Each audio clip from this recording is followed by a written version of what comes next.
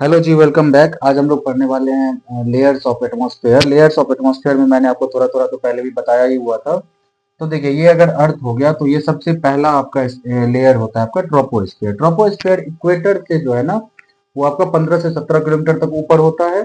और मतलब पोल पर से 8 से 9 किलोमीटर ऊपर होता है आपका, क्योंकि अर्थ जो है तो स्लाइटली आपका मतलब स्फेरिकल बेंट है इसमें, इसकी वजह से।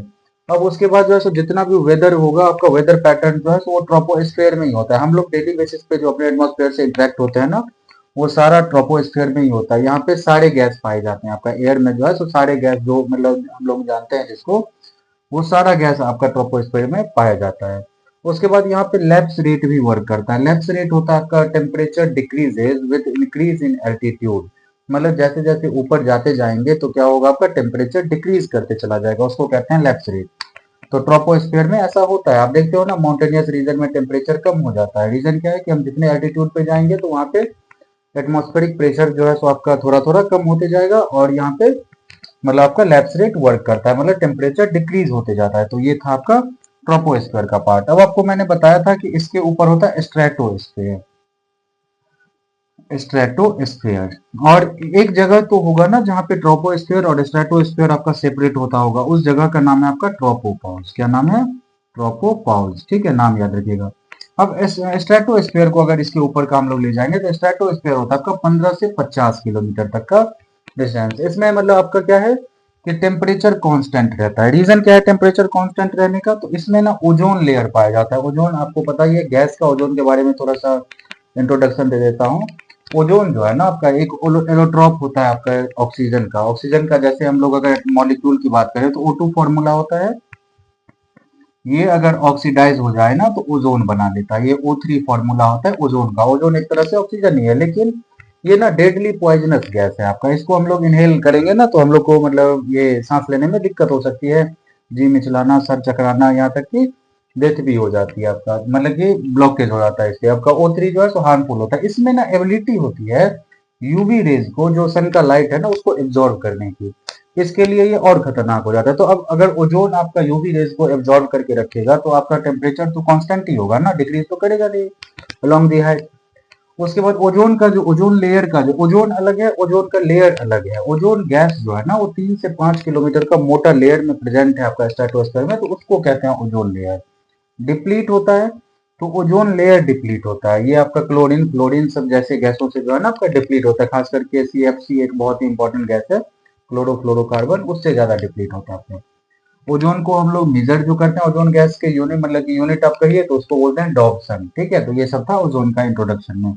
डिजीज, इससे आपका स्किन डिजीज, कैंसर, ये सब जो है ना आपका ओजोन से होता है आपका, अगर हम लोग इसके कांटेक्ट में आएंगे तो। इसका सबसे बड़ा फीचर यही है कि ये सन के लाइट को एब्जॉर्ब करके रखता है, और इसकी वजह से इसका टेम्परेचर कांस्टेंट होता है स्ट्रेटोस्फीयर में, मतलब उसमें टेम्परेचर जो है कांस्टेंट रहता है। तो ये था आपका स्ट्रेटोस्फीयर। इसमें ये लैप्स रेट जो है तो काम नहीं करता, टेम्परेचर कांस्टेंट ही होता जाता है। मेसोस्फेयर इसके ऊपर में, और आपको पता है इन दोनों को जो अलग करता होगा उसको स्ट्रेटोपॉज कहते हैं, इसको स्ट्रेटोपॉज कहते हैं। स्ट्रेटोपॉज। मेसोस्फेयर क्या हो गया आपका, एकदम मिडिल में लोकेटेड है, तो मेसो मीन्स मिडिल ही होता है। ठीक है, ये आपका 50 से 85 किलोमीटर तक होता है। इसमें भी लैप्स रेट काम करता है आपका। Temperature decreases with altitude. और जितने भी मेट्योर्स होते हैं ना, वो जो मतलब पुच्छलदार जो जल मतलब कि जलने वाला जो सारा सिस्टम है, वो सारा आपका इसमें एग्जिस्ट करता है। ठीक है, उसके बाद आपका इंपॉर्टेंट है आपका फिर इसके ऊपर थर्मोस्फेयर। क्या है आपका? थर्मोस्फेयर। थर्मोस्फेयर का नाम से ही आपको पता चल रहा है, आपको थर्मो मतलब ये मतलब आपका हीट टेम्परेचर टाइप का जो बोल रहे थे उसको थर्मल। और इसको आयनोस्फेयर भी कहते हैं। आयनोस्फेयर मतलब आयन सबसे मतलब कि वर्क करता है यहाँ पे। ठीक है, तो देखिए temperature decreases with altitude due to absorption of UV rays. Absorption of UV rays मतलब, अब देखिए आपको पता है ना कि सन है ऊपर, तो अगर हम लोग देखते हैं माउंटेनियस रीजन में ऊपर जाते हैं तो हमें मतलब कि ठंड जैसा महसूस होता है, आपका टेम्परेचर डिक्रीज होता है। लेकिन ये सारा एटमॉस्फेरिक मतलब वेदर की वजह से होता है। अब सन तो ऊपर है तो जितना ऊपर जाएंगे तो और गर्मी लगना चाहिए था ना, तो वो स्टार्ट होता है यहाँ पे। ठीक है, वहां पे क्या होता है, ये ओजोन से भी हम लोग ऊपर चले गए इसको छोड़ के। अब यहाँ पे क्या होता है, सन का लाइट के हम लोग डायरेक्ट डायरेक्ट इन्फ्लुएंस में आने लगते हैं, तो इसमें क्या होता है आपका टेम्परेचर इंक्रीज करने लगता है। टेम्परेचर इंक्रीज करता है आपका एल्टीट्यूड के साथ, due to absorption of UV rays. यहाँ पे डाल दीजिए of UV rays. Ultraviolet rays, है ना। रेडियो वेव जो है तो यहीं से आपका रिटर्न होकर के अर्थ पे आता है, जिसको फिर हम लोग रेडियो का जो रेडियो जो सिग्नल होता है वो पकड़ता है आपका। एक्सोस्फीयर इससे ऊपर का 600 किलोमीटर का ऊपर का कोई भी आपका जो अगर प्रोडक्ट है वो क्या है आपका एक्सोस्फीयर में मतलब लोकेटेड है। वो आपका यहाँ पे दो गैस जो आपका जो हल्का गैस होगा वही होगा ना, आपको पता है भारी चीजें नीचे रहती है और ऊपर में हल्की हल्की चीजें जाती है, तो हाइड्रोजन और हीलियम गैस जो है वो यहाँ बहुत ज्यादा पाया जाएगा। और आपका एटम्स और मॉलिक्यूल्स अगर यहाँ पे है कोई प्रेजेंट तो आपका उसको कहते हैं कि ये स्पेस में ही चला जा सकता है, ठीक है, स्केप कर सकता है स्पेस में। तो ये था आपका लेयर्स ऑफ एटमॉस्फेयर, ठीक है। अब इसके बाद है तो बहुत सारे टॉपिक्स, अब हम लोग पढ़ रहे हैं आपका वेदर और क्लाइमेट। इसके बाद वेदर और क्लाइमेट।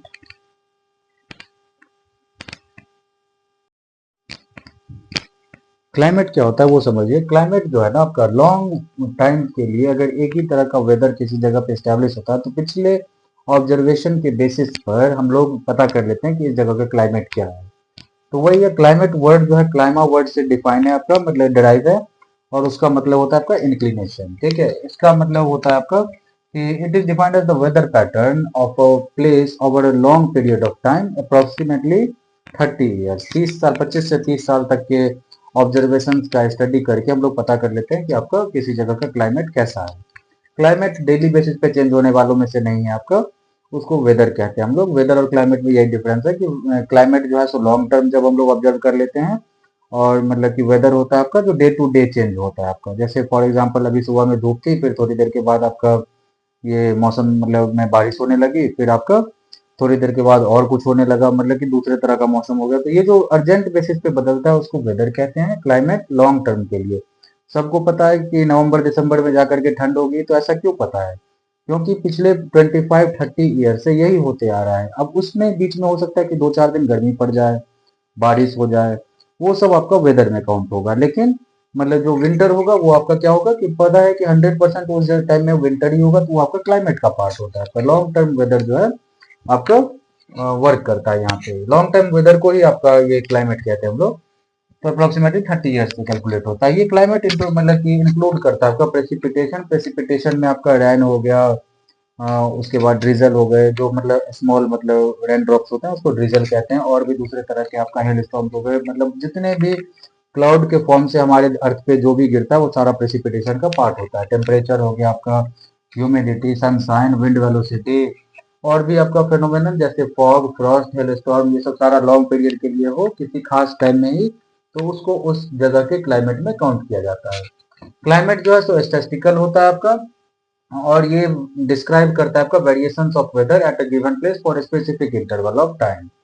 उसके बाद स्टडी ऑफ क्लाइमेट को क्लाइमेटोलॉजी कहते हैं।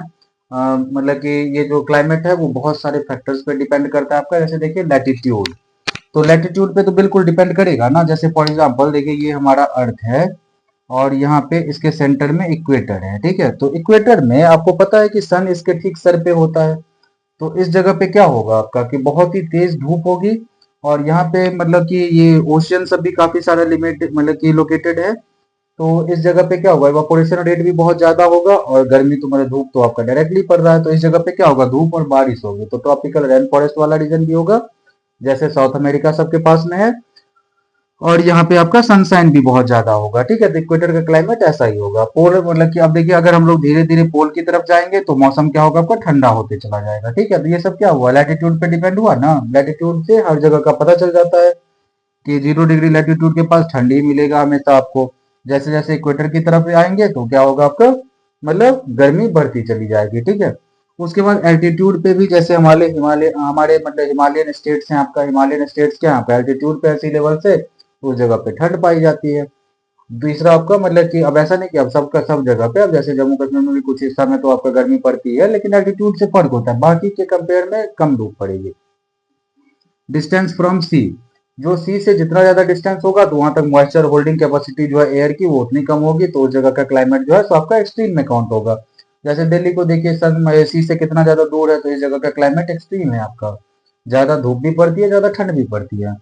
दूसरा क्या आपका कि मतलब नियरनेस ऑफ पोल्स, पोल के नीचे होगा, पोल के पास में होगा तो आपका ठंडी बढ़ती जाएगी, जितना दूर जाएंगे कम होते चला जाएगा, ठीक है। तो ये सब आपका सारे फैक्टर्स हैं इसके। वेदर जो है इसका ठीक उल्टा होता है आपका। वो क्या हो जाएगा आपका कि the change in day to day pattern जो है सो आपका पैटर्न ऑफ